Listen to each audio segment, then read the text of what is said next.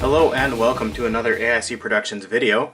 Today I'm going to be talking about cell phones again. Now, for anybody who's been subscribed to me for a long time knows that I started the channel with basically talking about cell phones. I talked about things like the Palm Pre 3, which was an amazing phone, some Windows phones, some Android phones, and of course some Apple phones. This has been my daily driver for the past 2 years, and I haven't talked a lot about phones because I've had the same phone for 2 years. As someone who used to work for Verizon, would get a new phone every single month, having a phone for 2 years is just, I can't even believe I have had this phone for 2 years. But it's starting to not be as great as it used to be.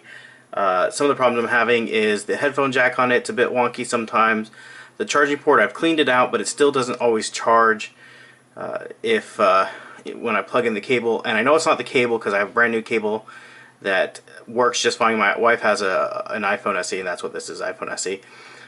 It works fine on her phone, but it doesn't always charge my phone. The Bluetooth is a bit flaky on it, and I drop a lot more calls than I used to, and that my wife does. So I've thought about getting something new. I don't like any of Apple's current iPhone offerings in the slightest. They're too big. They're missing a headphone jack, which I definitely want a headphone jack. I prefer wired headphones. I have Bluetooth headphones. I love them, but for the most part, I prefer a wired headphone for most of my interactions with audio and voice on this phone if I'm using something other than, just a normal phone on it. The speaker on it's starting to go out. The microphone on it's a bit wonky, and people say it's hard to hear me. So yeah, it's starting to have some issues after 2 years. Again, 2 years, and physically it looks pretty good. There's definitely some places where I've dropped it and caused some damage to the case, but seriously, after 2 years I've never had to replace a screen. This has held up really excellently well. So I heard rumors of a new one coming out, the iPhone SE 2, but it hasn't been officially launched yet.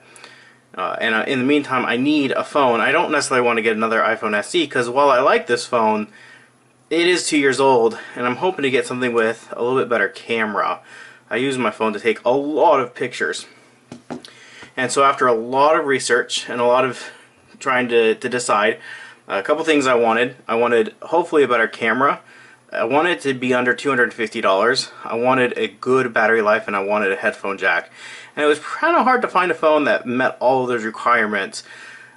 There were a few on my list. There was the Moto G6, which looks pretty good, but it doesn't have as big a battery.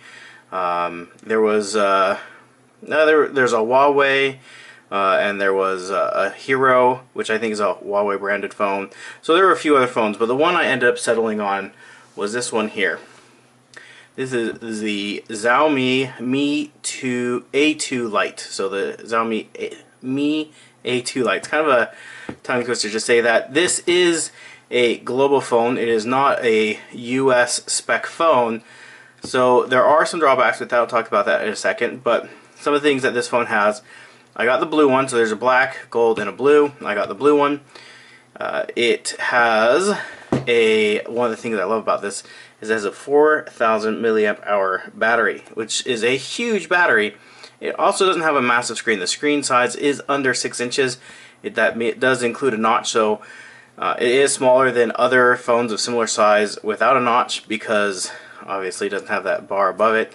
It does have a similar megapixel camera as the iPhone SE, a 12 megapixel, but this also has the 5 megapixel depth sensor on there. I'm hoping that it gives a little bit better picture quality than the iPhone SE. We'll definitely do some testing with that in similar conditions.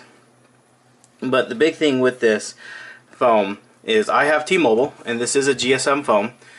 This phone unfortunately does not have all the GSM networks that T-Mobile has rolled out in the last couple of years. So it doesn't have band 12, band 66, and band 71.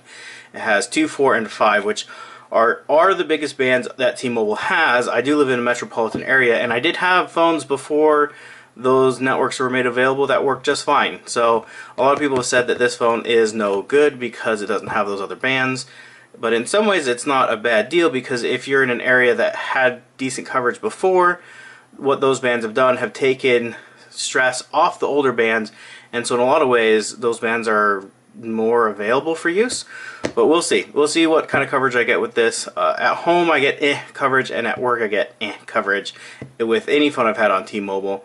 Both my work and my house are kind of on the edge of town, and in pretty sturdy buildings, which blocks a lot of cell service. So let's go ahead and open up this phone. Now, there's been a lot of unboxing videos, so I won't go too in depth of the unboxing. Let's see what we got going on here.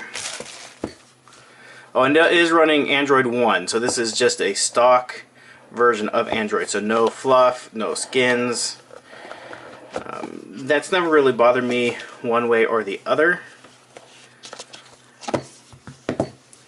Wow, that is substantial compared to my SE. Let's do a size comparison real quick.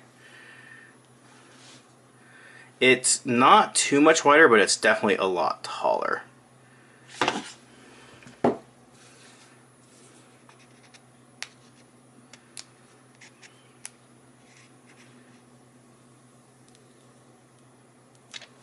Oh yeah.